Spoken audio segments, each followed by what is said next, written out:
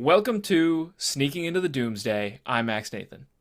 And I'm Norman Davis. And that's right, this week is the first week of Doom Slate. That is where Max and I look back at some Marvel movies over the past years that lead up into Doomsday. The first week, we have Doctor Strange and the Multiverse of Madness. But first, little update from Max. So, Max. It appears that you have won our 2026 film draft. For now, we'll take a look back at it at the end of the year, but you have won our 2026 draft. What do you have to say to the people? Thank you to our lovely listeners. I know y'all saw the vision. You know, Max took a couple great players, I will say. But we're gonna come out at the end of the season. We're gonna come out on top. I know it for sure. I see the vision. I'm a great owner of this team. Max may have stole the Bone Temple, which was great. I was very greedy of him for being honest here. But truly, yeah, we'll be back. I think the next movie is Wuthering Heights. Is that the next one on our list? It might be. That was a Max pick, so let's see how Max's next pick goes. It was a bold one. But we'll see. Fortune favors the bold, as the great Nico Harrison once said. Yeah. Be in the same boat as that guy. We'd also like to let you know at the top that the Sneaking Into the Movies Marathon is happening this year. That is a simple competition where you watch movies and you win prizes. So keep an eye on our social media. Send in your Google Forms. Keep logging them. Keep letting us know. I'm excited to see the results.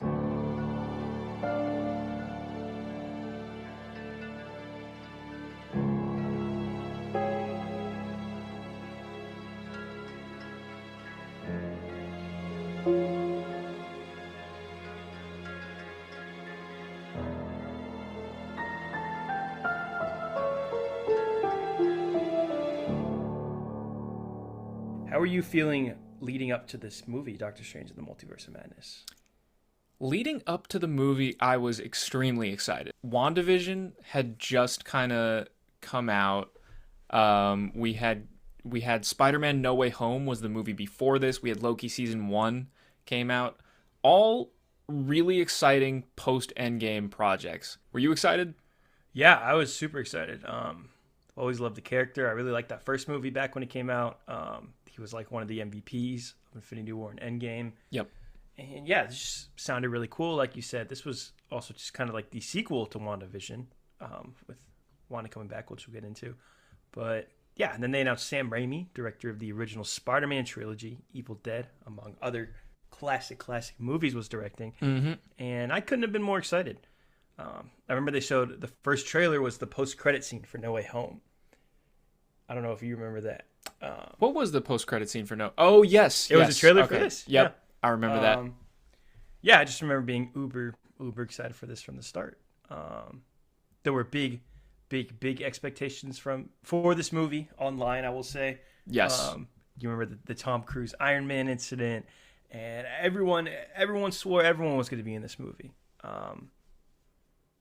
How did that kind of cloud when you were going in? Were you expecting just like everyone to be in this movie? Were you falling for the internet stuff? I did think that there were going to be a lot of cameos. That's kind of what what Marvel kind of built itself to be post Endgame. Like I feel like they're still trying to chase the portal scene. And when you put the word multiverse in the title of a movie, kind of means there's going to be some dudes showing up, no matter what. I mean, and this movie wasn't, the cameo fest that maybe some people wanted it to be, but there's a whole middle chunk of this movie dedicated to showing you some alternate versions of characters and some familiar faces that you've seen before. So yeah, what did you think going in? Yeah, I mean, I was kind of in the same boat. I wasn't really. I'm not gonna act like I'm above any of this, but I've never been like, oh, like this movie better have X, Y, and Z pop up, or I'm gonna be pissed. Like I was at a point already where I just kind of want the best movie. But yeah, this was a really interesting time. This, WandaVision, and No Way Home were the kind of peak of Marvel online insanity, where there was this real thing where, I mean, regardless of the quality of all three of these projects I just mentioned, because they all have their ups and downs, they all have some serious issues, I think. But this was like the people would just think they had the movie or the show figured out in their head or who was going to pop up. Like it was Mephisto with WandaVision, all that. And then like that's what disappointed them with the movie or the show. Like they didn't like it because it didn't match exactly what they thought was going to happen in their head, which isn't only a Marvel thing, isn't just a movie thing. But I feel like it really got to its breaking point here. We'll see with the Doomsday rollout. But would you agree with me there? This was... I would. I think this is probably where a lot of people jumped off.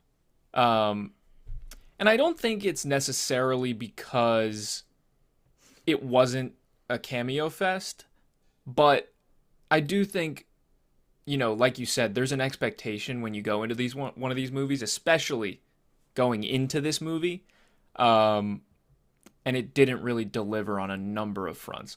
Let me ask you, what do you think of this movie today? I still think it's pretty solid. Okay. I think it's pretty cool. I see the cracks for sure. But I think this is definitely one of the better Marvel movies of the last 5 years. It's pretty high up there overall Marvel for me. I think it's really cool. Like I said, there's some big old stinky issues in this movie, which we will talk about. Things get a little wonky, but I like this movie overall. It definitely, I guess, wasn't what was promised or what we all thought it would be, but I think there's a lot of really cool stuff that happens in this movie. That a production nightmare that we'll also get into, all laid out at this point. But how do you feel about this one on the rewatch? So, the rewatch didn't help. I'm not gonna lie. I think the rewatch finally broke the dam for me. Now, I don't hate this movie. I don't think I could ever hate a Sam Raimi movie. But the apologies that I made for this movie, you know, in the past, I think have kind of withered away over time. I think this is a deeply flawed movie with some very cool Sam Raimi-isms sprinkled throughout. But yeah, I think there's a lot of missed potential here, and it's kind of just a monument to the lack of direction, you know, post Endgame. Like where does I remember Kevin Feige was talking around the time that Loki came out, or maybe even WandaVision, that like WandaVision, Loki, Spider-Man, and this Doctor Strange movie all connect, and they all tell this big story that culminates in this movie. And that shit's just a fucking lie. Like that just straight up didn't really happen. Yeah. What do you like about the movie? For starters, I love Benedict Cumberbatch as Doctor Strange. Okay. I think that's... I mean, say what you want about Marvel, they are so good at casting. Yes, Sarah Hallie Finn. Yeah, Sarah Hallie Finn. She's been killing. She's been there since the start, right? I believe so. Yeah. Yeah, she is so good at that. So good at getting talented people who clearly... I mean, everyone jokes about the Marvel paycheck, but like you can tell with a lot of these people. Benedict Cumberbatch, this was a movie he was very personally attached to. And I think that shows in this movie. Some of the quieter moments I think are great in this movie compared to a lot of the sludge. But yeah, like you said, the Sam Raimi stuff, this movie just looks cooler and has just some cooler stuff than most Marvel movies by Sam Raimi. I don't think it's this crazy, insane kind of like, oh my, this is a Marvel movie kind of thing. Yeah. But I don't know, just sprinkling that extra sauce like that slips through the machine, just so cool. I totally agree with that. It's definitely slightly saucier than your average Marvel movie. It's not anything crazy. Like if this was just a regular movie that didn't have Doctor Strange in it, I don't know that we would have given it the time.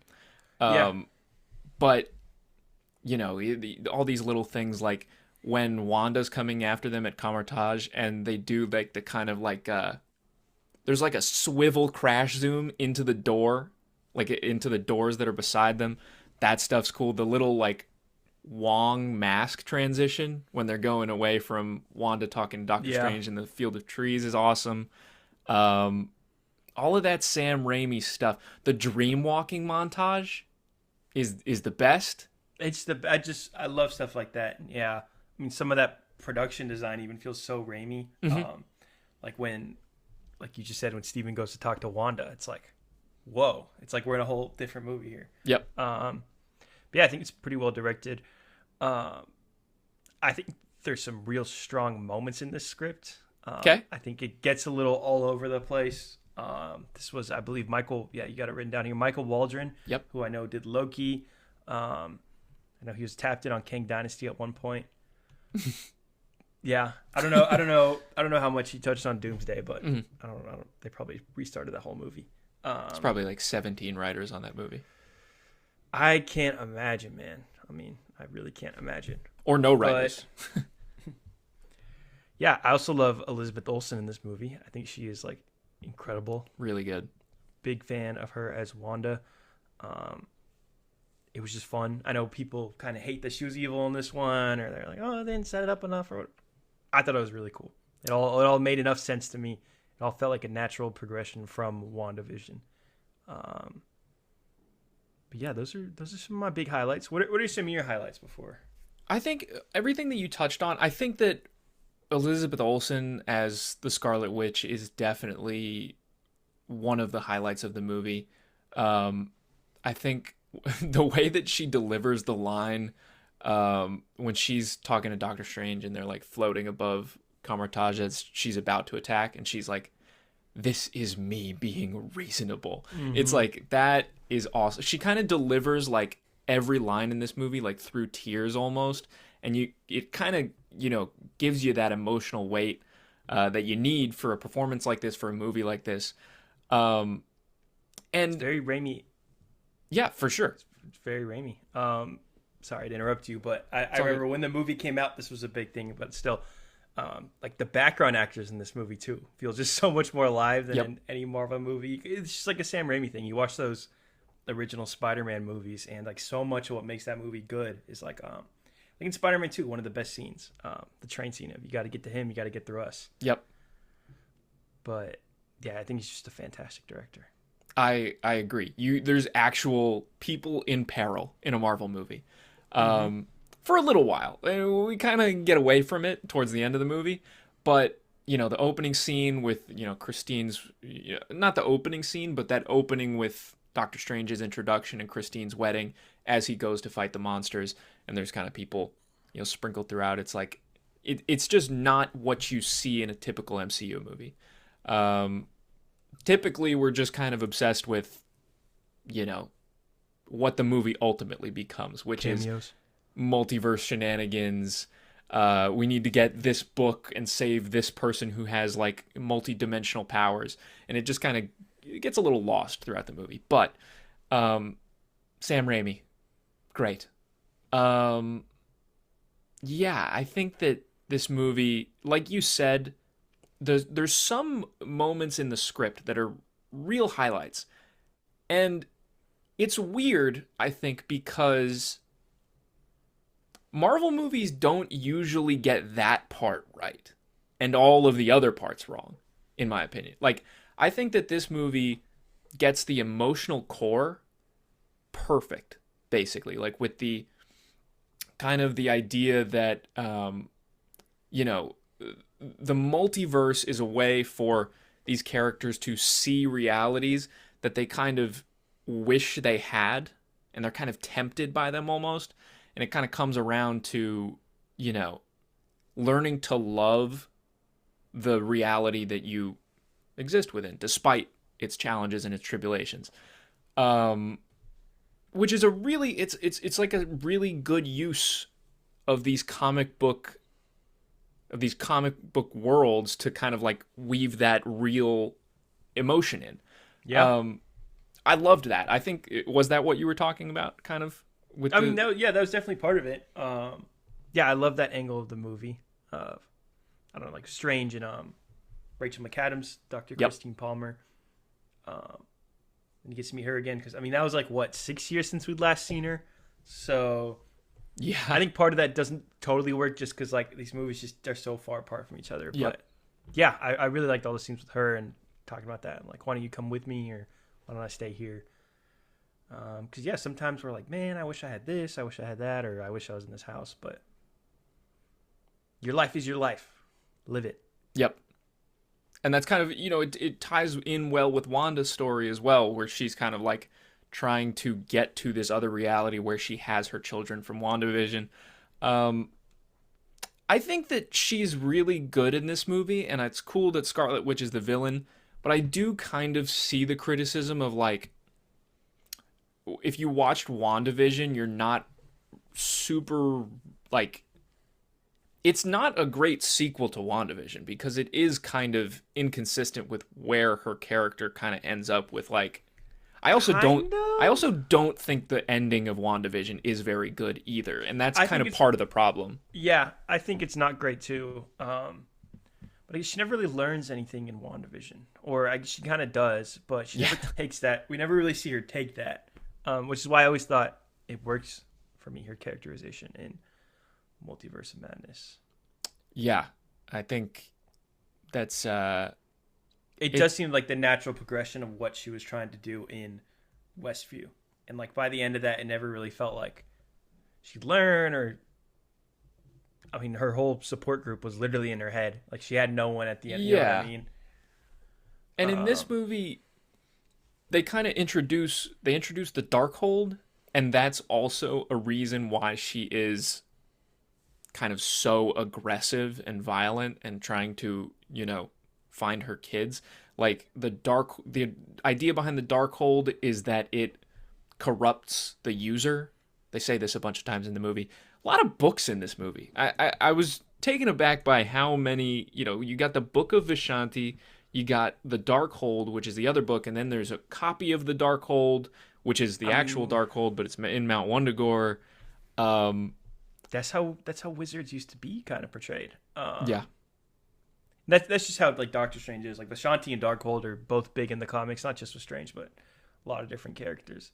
But it's cool. I mean, in that first Doctor Strange movie, he just reads for half that movie. Yes. And I always loved this idea that like these spells just always exist in books. You just define the book and like say the part out loud or whatever. Yeah. Like, move your hands in a certain way. Like you can just, I don't know.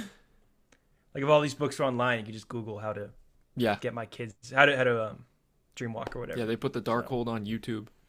Yeah. It's like I think books make for cool fantasy kind of MacGuffins. Yes. So I got a question about so the Book of Vishanti and the Darkhold, are they just like the opposite? Like one's a good book, one's the good book, like one's the bad book? Yeah, the Book of like Light and the Book of Dark essentially. Okay, and they needed to get the Book of Vishanti so they could defeat the Darkhold with Wanda using the Darkhold. Okay. Yeah. I was a little unclear on that. That was a part of the movie that's not, I mean, it's kind of, when you put it out like that, like this one's the good book, this one's the bad book, it makes sense. But it's comic-y bullshit. I mean, I get where you're coming from. Yep. I'm just in too deep on this stuff. But yeah, books are really cool. Why don't we talk about that part of the movie that is awful that no one likes, that is insane? Yeah. While we're here, I guess. The Illuminati. Max, very few scenes in movies feel so reshot to me than everything involving the Illuminati. It's awful. It's awful. That's what people get for crying online about. There better be 8 million cameos in Doctor Strange. They're gonna freak out, and you're gonna get Black Bolt. So yeah, he was the coolest one. He was from the second I saw that movie, he was the coolest one to pop up out of all of those. I agree. Still a little look at the team here, Max. Yeah. So for starters, you have Patrick Stewart's Charles Xavier back once again. Yep. He comes out last too. They do him. It's like they introduce the whole lineup one by one, and it's very drawn out and weird. He was the only one I think they technically showed before the movie came out too, if I remember that right. Or they showed like a scene of his wheelchair going by, but. Oh yeah. And they maybe his voice showed up in the trailer, in the Super Bowl trailer, I think. Mm-hmm. How'd you feel seeing him again, Max? This was before we knew we'd see him again. It's fine, and like, here's the thing. This is kind of how it ties into Doomsday a little bit. Is we're gonna see all of these characters in that movie, right? Pretty much. Yeah. So, and that's supposed to be Like the reason they're doing that is because they want a pop from the audience. They want to shock us. They want to go put like some characters together that we haven't seen before. But like they blew their load in fucking Multiverse of Madness and Deadpool and Wolverine. Like what the like we've seen them all already. Pretty much. I don't think they did though. Okay. I mean, this team and Doctor Strange are a bunch of fucking losers. Let's just go through the rest of the team real quick. So you have Charles Xavier, cool, old, dies for the third time on screen. He's gonna die for a fourth time this year. What do you have? You have Maria Rambeau, Captain Marvel. She has like one line, I'm pretty sure. Yeah. She doesn't have much to say. Which I don't have a problem with Captain Marvel the way people do, but like you're gonna get her to please the fans. I don't know. So it's a little. You get Blackagar Boltigan, Black Bolt from the Inhumans. Don't remember the actor's name off the top of my head. It's Anson Mount. Anson Mount. Yeah. You know he has like beef with James Gunn. Real quick sidebar. I did not know that. What's the deal there? Shit at him every couple months for no reason. It's really weird. I don't know. I'll try and find someone and show it to you. Okay. On our break here, but. So you got him. I think he's the coolest one. That's the most like, fuck it. I agree. Yeah. Who else? You have everyone's favorite Captain Carter. Max, what is there even left to say about Captain Carter? I mean, nothing. There's actually nothing to say. Captain Carter. And I think last but not least is John Krasinski at Mr. Fantastic. Yes. Which almost made me walk out of the theater. You almost walked out of the theater? That was the fan cast at the time. Yeah. Such a terrible, terrible fan cast. Just straight up. I was like damn near blood boiling when they showed him in the movie. Did you think he was going to be Mr. Fantastic? So the best part of it, I was like, okay, if he popped up for this, that means he's not going to be the main Mr. Fantastic. So it was anger and relief at the same time. Never been a fan of that fan cast. Way happier that we got Pedro. Mm-hmm. That suit is hideous in the movie. It's terrible. It looks like beyond terrible. It also doesn't look like his head is attached to his body at any point in the movie. No, like, I mean, it's they're all super in those weird. CGI suits. But yeah, so it seemed a bunch of dorks, just straight up. It was clear. They're all they just called who they could, respectfully. Yeah. They're all so stupid too. Like yeah, they're all idiots.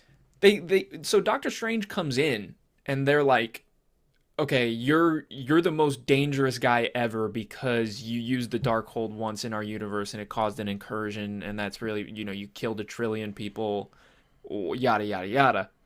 And he's like, Scarlet Witch is coming to murder us all. And they're just like, no, you're the most dangerous thing, so we're going to keep an eye on you. And we don't really care. It's like, what? If you apprehended someone who you thought was a really bad guy, right? And you're like, okay, we got you. It's all good. We got you. We're just going to pay attention to you. And the bad guy is like, yo, there's like a guy who's like way, way worse. He's going to be here in 10 minutes. And you're just like, no, you're the bad guy. It's like, what lot? Like, of course they got smoked. Like, it doesn't make any sense. They just walk up to her and die one by one. I will say, though, total Raimiism here. No other director would do it. The Black Bolt kill is like a top 3 Marvel moment for me, just straight up. That's the one thing in this movie that's like actually kind of nuts. Like beyond nuts. It's like dare I say the coolest thing they've done in any of these movies. I mean, just straight up. For those of y'all who don't know at home, Black Bolt is a character whose power is his voice.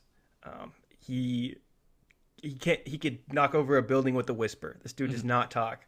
So what Scarlet Witch does is she flips his mouth inside out, and I guess he tries to talk and just blows up the inside of his head. And like blood comes out of his nose too. Blood comes out of his nose, just like super gnarly. It's what I come to for in a Raimi movie. Just gnarly, gnarly, gnarly. And there's some more gnarly at the end that we'll get to, but cool scene ever. But yeah, that Illuminati stuff is terrible. And if the reason I was most excited for this movie was cameos, I would also be beyond pissed. Yeah. The other thing too is like they all think that he's like this really awful guy because he did some bad stuff in their universe. Professor X just kind of changes his mind. Like immediately when Scarlet Witch gets there, he's like, "We're gonna see what kind of Doctor Strange you are. I'm Professor X. I'm open to second chances." Yada yada yada. And it's like, okay, bro, like, sure, like it's totally inconsistent. Those characters suck. And then all of the performances also are super goddamn weird.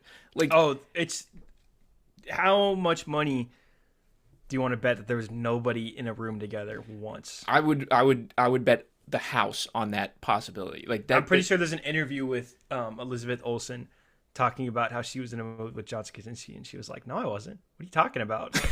She was like, "Oh yeah, Doctor Strange. Of course." Yeah. Yeah. No, it's pretty terrible. I think the funniest part about that whole scene is there is a fight between Doctor Strange and Mordo. You know, the big rematch. From the first movie, without magic, they're just punching each other. Yes, because they get that magic handcuff, the anti-magic handcuff, and they just punch each other. Which, I mean, that's what you come to Doctor Strange for. It's people just punching each other. You just can't get that in any other Marvel movie, really. Yeah. So that's the kind of fun little creative like Sam Raimi thing. Like he's like, what if the wizards just like didn't have magic? Like how would they fight? Other, yeah. You think it's that, or hey man, we're really cutting over the budget. We wanted to have a cool Strange Mortal battle, but instead have them punch each other. Yeah, could be that too. I don't know. But yeah, no. Do you have any final thoughts on the Illuminati here before we take a break? Not really. It's weird. Feels desperate now that we kind of can see how desperate Marvel's been getting. This was kind of the start of it. And yeah, anyone who ate this up, it is your fault. We're getting Doomsday. Yeah. For all my clappers out there. Super freaking lame. The clappers. All right. Let's get a break here.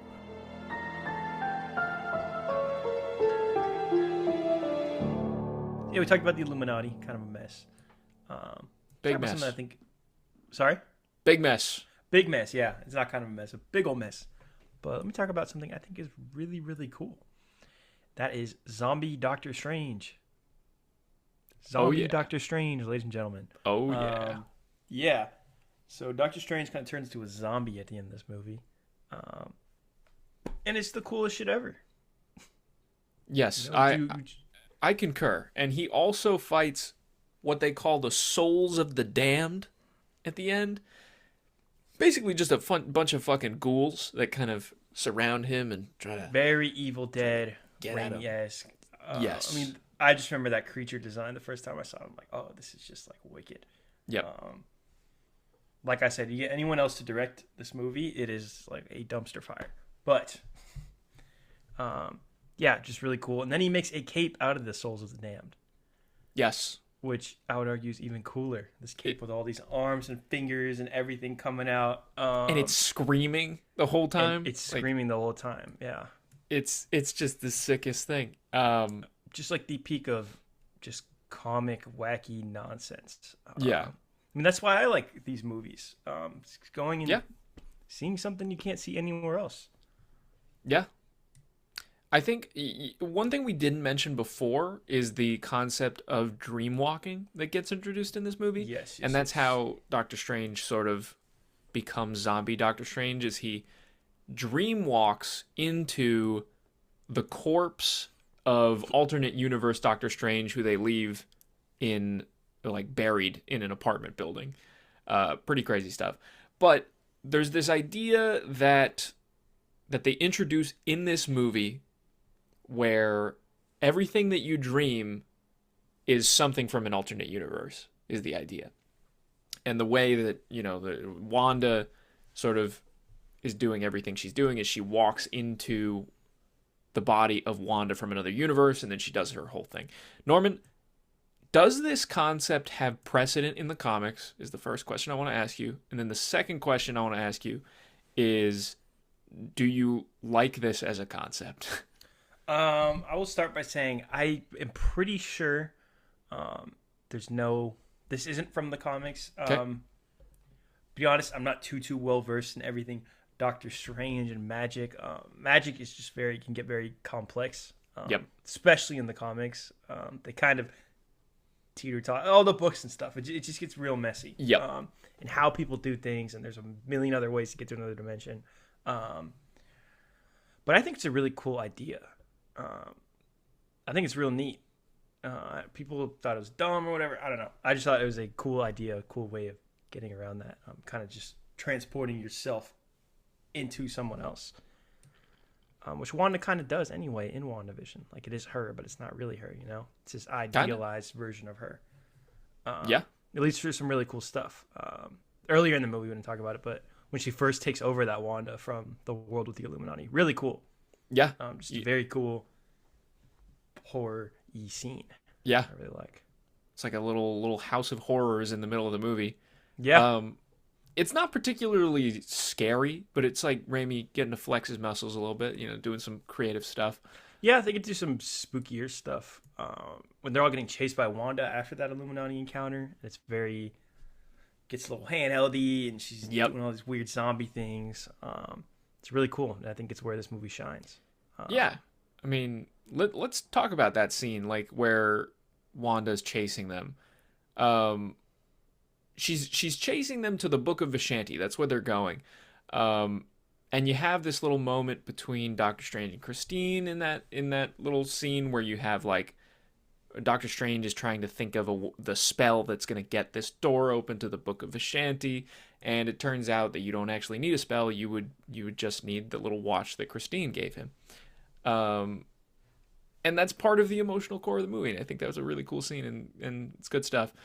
And then Wanda's chasing them, and they get to the book, and Wanda sends them to the incursion zone. Incursion world is what I call it. Just a world where there's just a bunch of stuff clipping into each other is the kind of idea. Norman, what do you think of the incursion world? It's pretty cool. Incursions are a thing that happened in the comics. If I had to guess, anything from this movie is taken up to Doomsday, it will be incursions. Yes. They play a huge, huge, huge, huge part in Secret Wars. It's kind of why they happen. So, but yeah, I thought it was really cool. I liked, all the visuals of just everything's still kind of there, but everything's crashing into each other, but it's not. And I don't know. It's like the world's exploding, but it's like everything's like a pencil drop away from just exploding. Yeah. These are neat stuff. And then, obviously you meet Sinister Strange. Yes. Not to be confused with the other Sinister Strange from What If. Right. Yeah, they did all that stuff. What do you think of Sinister Strange? Really cool. Like one of the highlights of the movie is that whole scene just imagine seeing all the worst parts of yourself personified. And just kind of like a lesson is Strange with all these little not so great things he wants to do. Like, this is where it can end. Yep. And you get that awesome, awesome music note fight. It's great. It's real cool. You also have in that moment, Sinister Strange kind of says that he's been in his free time killing other Doctor Stranges in other universes. Like, he says, like, oh, if you've had a dream where you're falling off a very tall building, that was me. Basically alluding that he's killing Doctor Stranges. So I gotta ask, like, what do you think the just general idea is here? Let's just to pull back and just look at the whole picture here, because I'm a little confused about like what this Doctor Strange is doing. Like, did he cause the incursion? I think it's implied he caused that one. Yeah. Okay, and he's the only guy that's left, and he just kills other Doctor Stranges. Yeah, I mean, like I said, I think he's just supposed to be like the personification of all the awful things that come with Stephen Strange. Big part of that is his narcissism. That is what gets him in the accident, that puts him on the path towards becoming the Sorcerer Supreme. Texting and driving, Everyone who texts and drives, I've texted and drove before, You do it because you think you can do it. Yeah. Until you can't do it because you lose all feeling in your hands. Yeah. But yeah, that's kind of where the killing Strange thing. I mean, obviously they probably wrote that in just to make him sound more evil and scary. Yep. But I don't know. I kind of took it as, like, this is, I'm the best Stephen Strange. Like, I saved my world with this incursion or whatever. Obviously didn't. But, so yeah, I'm just going to go around killing the inferior versions of me. Yeah. And that's what he does until he comes to a very, very gruesome end where he gets like flung out of the window. Oh my God, yeah. And he goes straight through spikes on a fence. And then his little third eye opens and it's a little jump scare for Christine. So yeah, and then we kind of, we defeat Wanda and all that stuff, and we kind of end the movie. Let me ask you the $1 million question, Max. Yep, go for it. Is Wanda dead permanently, forever, for real? I would say yes, because I think Elizabeth Olsen wants her to be. I always feel like she always sounds like she wants to come back. Really? Yeah, I Okay. kind of get that vibe. I don't know. I guess you want to get into the Doomsday of it all, or is there anything? Not quite yet. We'll get into the right. Doomsday of it all in a minute. So I'll answer the question that we talked about. Yes, we'll do that in a second. I want to ask you because when you we kind of end the movie with this very heartfelt, I love you in every universe, Christine, and then she says to him like, keep on trying. You might, like what you hear from me, kind of line. And it's fine. And then they kind of go their separate ways. It's implied that she goes back to her universe and he goes back to his. Like the 15 minutes after the movie for Christine are probably fucking insane. Like she just goes back to her office that just got fucking blown up and everybody's dead, and she's just like, yep, guess I gotta go business as usual, gotta go back. It's like, what the, what's going on there? That's probably, I mean, you're working for superheroes. It comes with the job, probably. They had all those Ultron robots that probably rebuilt the place by then. Yeah. And then we get the ending. And it is an ending. It's cool. He opens his, he's going about he's back to his life. He's doing his Doctor Strange thing. Then he's got a third eye open because he was using the Darkhold, and the Darkhold is bad. Ass guitar riff. The electric guitar riffs towards the end of the movie are fantastic. They're really great. They're really cool. Kind of, this is a very different quality of movie, but it's kind of Sinners-esque with that Ludwig kind of little electric guitar kicking in sometimes in that score. And this is Danny Elfman on this score, a legendary composer in his own right. And yeah, this ending is cool, I guess. It's ultimately a very, when you finish it, it's kind of like a nothing movie, and it kind of has a nothing ending. Like it's a cool ending. It's like, he still has the consequences from the Darkhold. Like it's gonna stick with him until it doesn't. Like 5 minutes later when you watch the post-credit scene. But let's just pretend that's not there. So you have this ending where the third eye opens, and it's like, okay, cool. That's what I was thinking. What do you think of that ending? I think it is pretty cool. If there is any loose string in all of Marvel that I would show up for tomorrow in theaters, it would be whatever Doctor Strange is up to next. Okay. Yeah, I'm just curious to see what, I guess, those consequences are. I mean, they'll probably downplay it next time he pops up somewhere anyways, as they do with just about everything. I think it's pretty cool, though. I'm a fan of it. Yeah, it's not like any other ending in any other Marvel movie. I'll tell you that much. It feels way more in line with weird, Sam Raimi stuff. Yeah, because it feels like it sets up something, which like all Marvel movies do. They're all made to make another one, obviously. Yeah. But it doesn't really, like in the same way where... No. Can't think of something off the top of my head, but a lot of Marvel movies end just to kind of lead into the next one. Yeah. I feel like there is an ending like that where there was some kind of, maybe like the Winter Soldier, when like they thought they kind of got the Winter Soldier and the Winter Soldier left, and then it's like, oh, he shows up in the museum in the post-credit scene, and it's like, oh, something happens. It's not over, and you don't know that he's good. I guess by the end of Winter Soldier, he kind of saves Steve, so you think it's It'd be like Age of Ultron. Like that movie just ends and then Civil War kind of picks up right where that left off. Yeah. So yeah, it's not even. It would be one thing if it was like, it would be cool if it was teasing something that we kind of understood. As it stands, it's just kind of like, oh, he used the Darkhold and that's bad.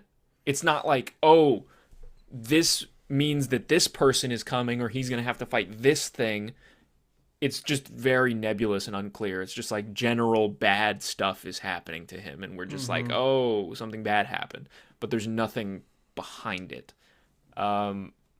Still cool, but I wish there was something more there. But yeah, do you want to talk about the kind of like alternate version of this movie? Yeah, let's get into it. Yeah. Obviously this movie, like with most Marvel movies, went through production hell. But Max, do you wanna give us the highlights here? Sure, yeah. So Scott Derrickson directed the first Doctor Strange movie. And he was tapped to direct the second movie as well. He was going to do it. And another horror director, we should say. Yeah, he's a horror. He comes from the Black Phone and Sinister, a guy that specializes in horror movies. And then he directed Doctor Strange, and then he was like, okay, we want to do something different with Doctor Strange too.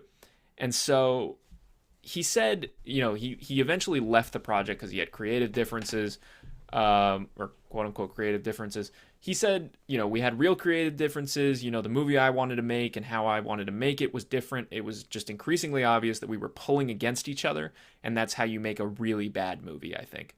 When the producer or the studio and the filmmaker are making different movies, you end up with a monstrosity. And, that's why I had to bounce. He said that on a podcast.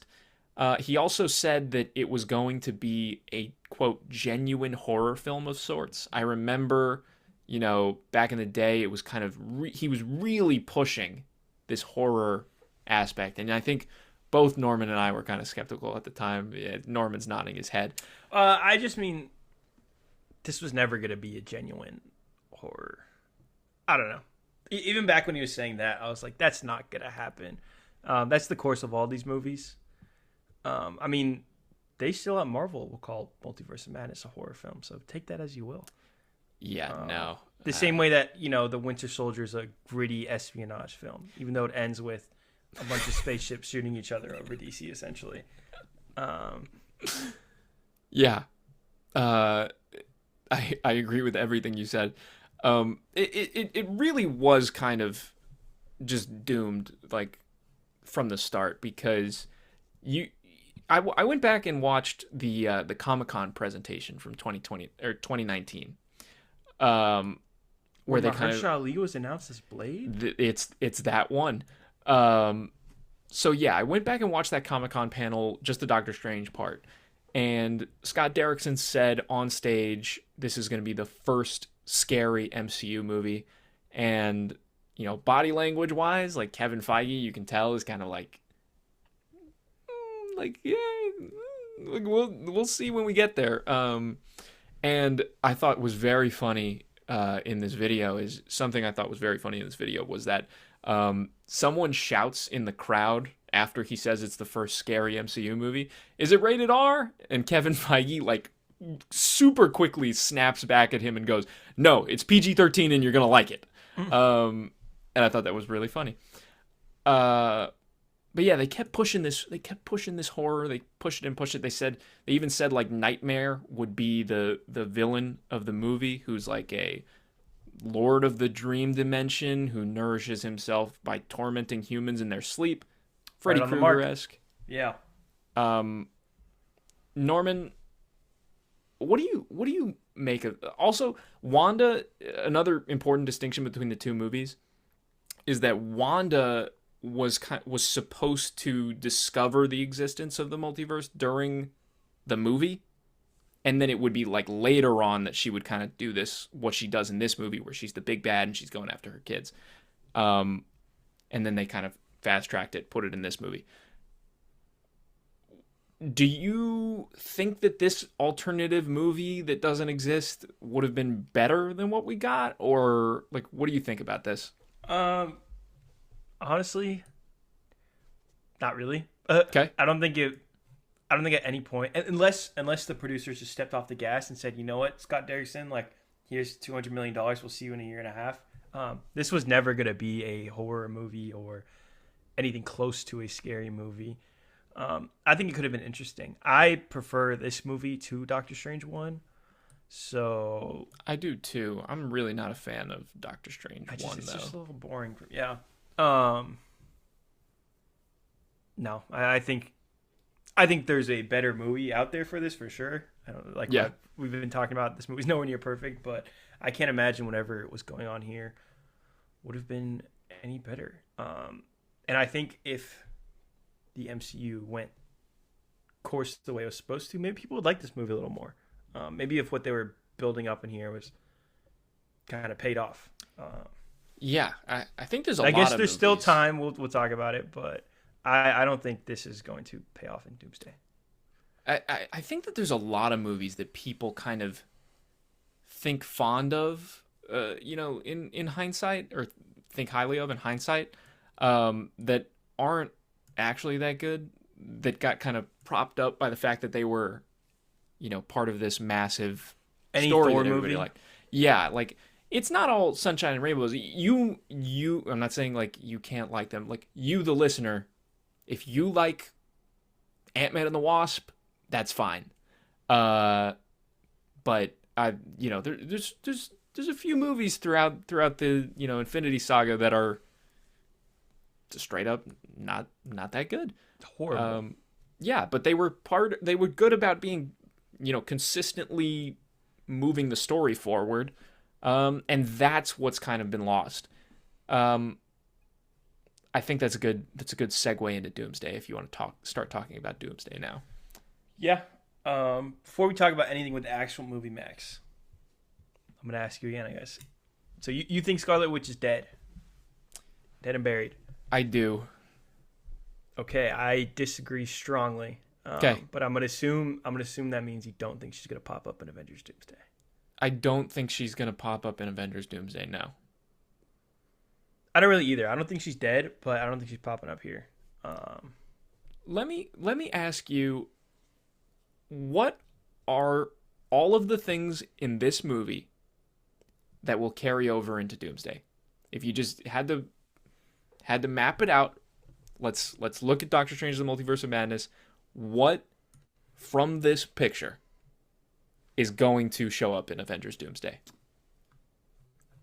The concept of incursions and the fact that they have been happening, and they have happened, and we know what happens when they happen. That is about it. I don't even think. Do you think Doctor Strange is going to be in an Avengers Doomsday? I do. I don't. Why? I feel like we'd know by now. I mean, he said it. He wasn't in the whole chair thing. Yep.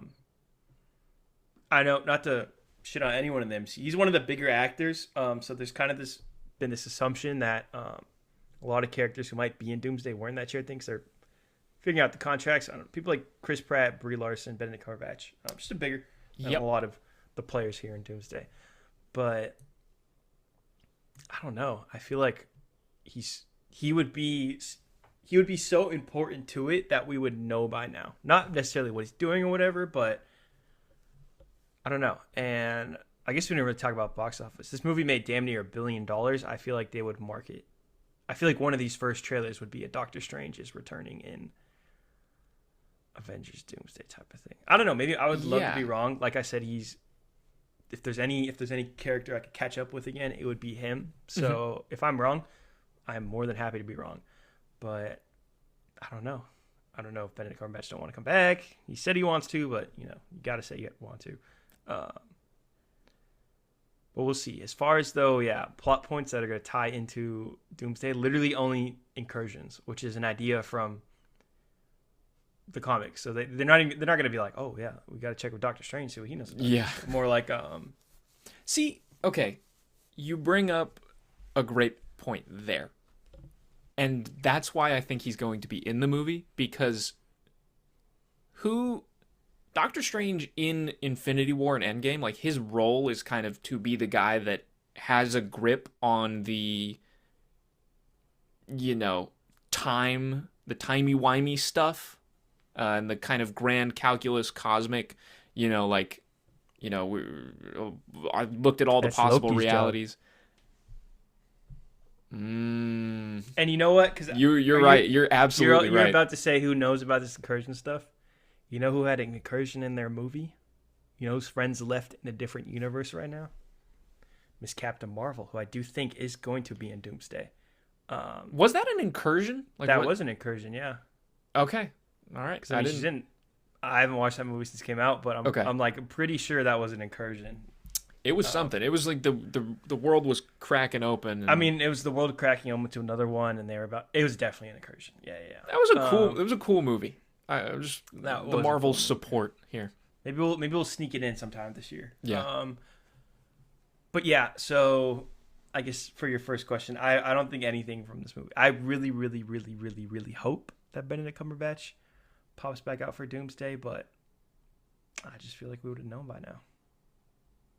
Even like Steve Rogers, who wasn't at the chair thing, like it'd been rumored for a while he was in that movie. Yeah, I think there's just probably. I feel like there's like a lot that we don't know about Doomsday in a way that's like. I just really think that they're gonna cram all these characters in because you look at they're already at like 40. Yeah, I know, but I don't know that all of those characters that they showed are necessarily the big main players, and they can fit people in as cameos and things like this person does this thing. Ryan Reynolds is not on those chairs. You can't fool me for a second that Deadpool isn't going to be like a legit part of that movie. I don't think he is. I think he's definitely there. Probably. I mean, Secret Wars. All the stuff will come back. They will get everyone back that they can. Aaron Taylor Johnson will be in Secret. You know what I mean? They're gonna pull all their punches. Yeah. And that's kind of like I don't know if I'm super excited for that, but we'll see what happens. Like it. You look at. I want to look at the box office here for a second, just to point out this trend here that I'm seeing. You have Doctor Strange kind of almost did $1 billion. And yet they spent so much money on it that it's almost probably didn't even make them that much money anyway. But you look at, the movies they made following Endgame here in this stretch. Like this is kind of like, I don't know, like phase 4, whatever it's called here. You have Doctor Strange here. And then the following movies they make after Doctor Strange are Thor: Love and Thunder, Black Panther 2, Ant-Man Quantumania, Guardians 3. Okay, that's up until and then the Marvels. That's up until 2023. That's 2022 to 2023, right? No new characters. All sequels. And that's kind of where I feel like they lost their way. Like the Marvel mechanism was at its peak when you could just throw the Guardians and Ant-Man in out of nowhere after a Captain America movie and everybody falls in love with them. We haven't really had like any kind of like new blood in these movies in a long time that really stuck. They've tried. We got Shang-Chi. We got, the TV shows. They started doing it on TV. That was the problem. And then they kind of, all those shows were kind of bad and it is what it is. But yeah, I think that was the issue where if a lot of these shows were better received. I mean, Miss Marvel came out then. She will probably be in Doomsday. I mean, like Moon Knight was awful, so hopefully we never see that again. But I mean, like She-Hulk, there's a chance she's in Avengers. I would bet on it. I mean, I forget her name. Tatiana Maslany has been doing a lot of shit talking towards Disney these past couple months with the way they've handled certain things politically. Shout out to her. I'm not shading her at all, but I could see them kind of giving her the finger. Also, Oscar Isaac did that too. Like he said, like he wouldn't do Moon Knight unless Disney would stop caving to the fascist regime. Disney keep caving to the fascist regime. Yeah, I'm sorry. I really did not like Moon Knight. That was probably the worst thing they've ever done. It sucked. Yeah, but I get. Oh, sorry. Go ahead. Go for it. Oh, I was just gonna say with your new characters thing. I mean, we had Thunderbolts last year.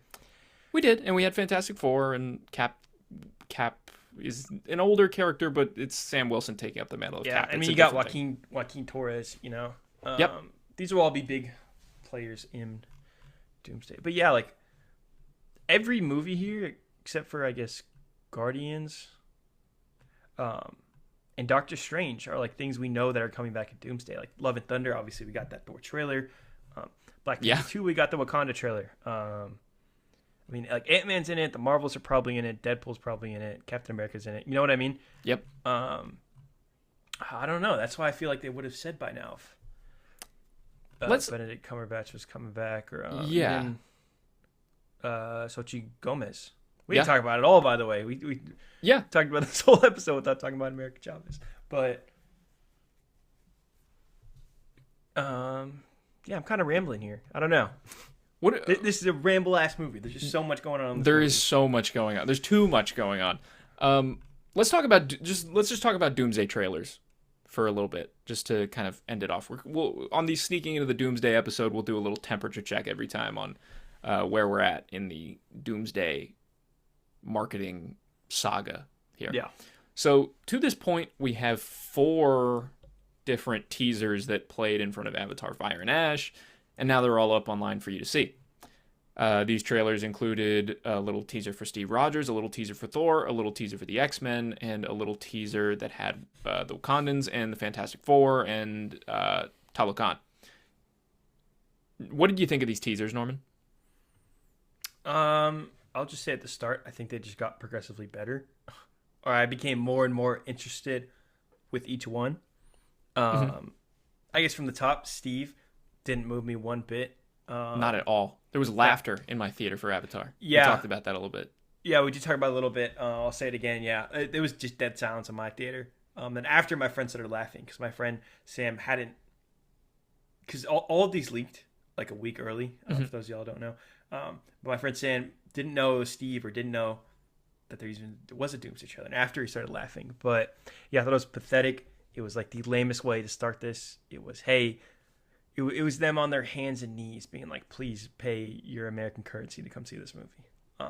That's how that first Steve trailer felt. Would you agree? Did you feel any better or worse about it than I did? I think it kind of sucks. I just don't care anymore. No. I don't care. I guess on to the next week then. We had Thor. Thought that was a lot more interesting. Thor praying to Odin. You got a god praying to a god. To get me a little nervous about Doom. But yeah, we saw his daughter there from Love and Thunder. Okay. I look cooler. I think it's probably the best one. Just in terms of like the tone, it's right. You can see that it's right. He has a grave seriousness to the performance that really kind of got me a little more invested in this movie. A movie that desperately needs us to kind of take it seriously. And this was probably the first good effort at that. You kind of have him, kind of praying to Odin, I believe, in the trailer. And he's like, I need to do this so my daughter can know stillness and not this constant war that I've been in. Very compelling stuff. We've known Thor for a long time. We haven't seen him in a little bit. Thor: Love and Thunder was, several years ago now. And the worst movie ever. And it sucked, yeah. So it'll be cool to see Thor in a movie that's hopefully good, and we'll see him bounce off of the cool characters. Let's talk about your boys next up. The X-Men, yeah. This one was just cool. This one was just, I don't know. This is kind of the stuff I got nostalgia for, the old X-Men stuff. Yeah. So seeing James Marsden in that Cyclops suit. Cyclops is like my goat. One of my favorite Marvel characters. Seeing him in that suit, just seeing a big old purple Sentinel walking around back there. Very cool. I think that this one is I don't have the nostalgia for the X-Men, so that's take that in stride. But I think this trailer is probably closer to the Steve Rogers one than it is to the Thor one, just in terms of there's not really much going on. It's just kind of like, Professor X and Magneto playing chess once again. they're hanging out. It's cool. And then you get one really cool shot of Cyclops. It's fine. It doesn't move me personally a ton. And I think the Cyclops stuff is cool. But I liked the kind of like grave seriousness that the Thor trailer had. This didn't really quite have that, although it was quite dramatic.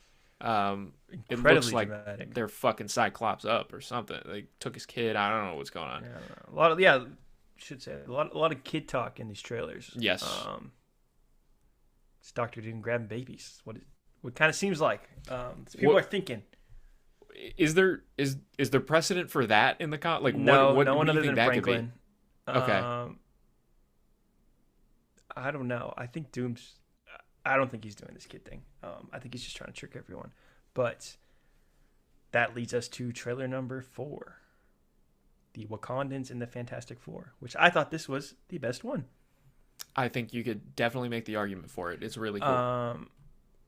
This is what gets me excited for these movies, just straight up. I mean, seeing these characters from different movies talk to each other.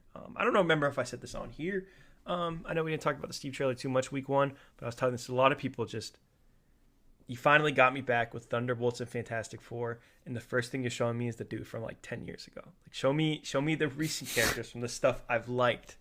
Yes. And yeah, like I as y'all know, I really liked Fantastic Four. I was very excited to see them back. And the Wakandans and Namor, who was the standout of Wakanda Forever for me, already know he's going to be on some bullshit. He's going to do something that's really going to make people upset. He's going to have, like, I think the Star-Lord kind of moment of this movie. He has that motive. He's going to do something that sucks. That's going to make everyone really upset and not shut up about it for like 5 years. That's what Namor does best. But yeah, it's just cool. First time seeing Fantastic Four in the main universe. People have pointed out they definitely airbrushed a ton of stuff out of the background. So you think there's guys standing next to the Thing? I think the Fantastic Four ship is probably there, and I think Doctor Doom is there. I think Doom and the Fantastic Four come together. Or I don't know, because they've established Latveria in Fantastic Four.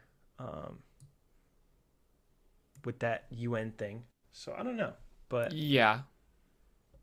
So and then in the post-credit scene of Fantastic, let's do a quick little theory corner here for a second.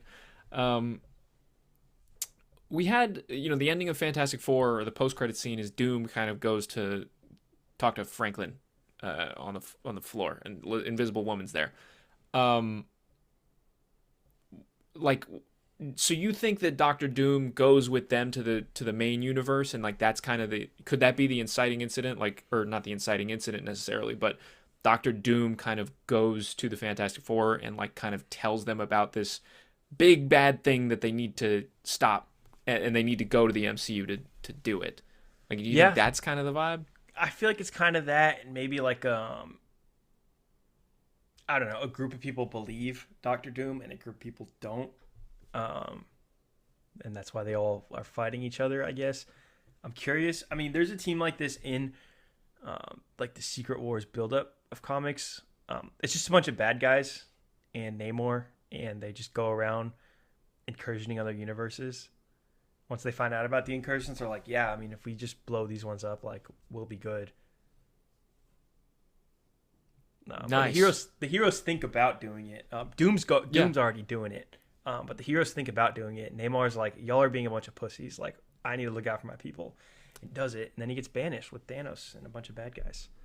So I think it's going to be something like that, where Doom comes and tells everyone. A bunch of people are like, this guy's legit. A bunch of people are like, I don't know. Maybe even use some of that Tony Stark look-alikeness. So let's talk about that for a second. Do you think that... I thought about this recently, and I don't necessarily think they're going to do this, but how would you feel if it was like he is kind of classic Doctor Doom the entire time, and then it's kind of a twist that he's Robert Downey Jr. or Iron Man or something, like whatever it is, like we don't see Robert Downey Jr. like his face when we see Doctor Doom and Doomsday, and then in Secret Wars there's some kind of like, it was me. I already don't like the casting, so I guess I'd prefer if he didn't Doom doesn't take off his mask. I guess, you know what, the only time he's really done it recently is in Secret Wars. But other than that, like, he doesn't really take off his mask. So I hope they'll keep him. But I don't know. Then it's a hard sell of, like, my name is Doctor Doom. I'm wearing this evil-ass armor. Let me tell you how to save the world. But I don't know. We'll see. I feel like the second we get a teaser or trailer for this thing that even shows a little bit of plot, we will just know everything. I mean, I guess my final question for you today, Max, is are any of these teasers actually stuff that's going to be in the movie? No. None of them? I think maybe the Wakanda Fantastic Four, like that scene where they kind of meet up, like Same here. that might be the only thing. I don't think that, like, the X-Men thing is just a bunch of shots of like rooms. Like it's not really stuff that you'd see in a movie. Yeah. Unless this is going to be like a TikTok of a movie. I would not be surprised with the Russos movie. But yeah, I guess this will bring us to an end here, Max. Anything else you want to say? Yeah, I think we're good. Doctor Strange in the Multiverse of Madness, flawed but fun movie. Pretty solid time, yeah. And we'll be back next week for another movie from Mr. Sam Raimi, Send Help. Very much looking forward to that.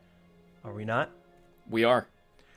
All right. Well, if that's going to be it, then sneak in with us next time. And thanks for listening.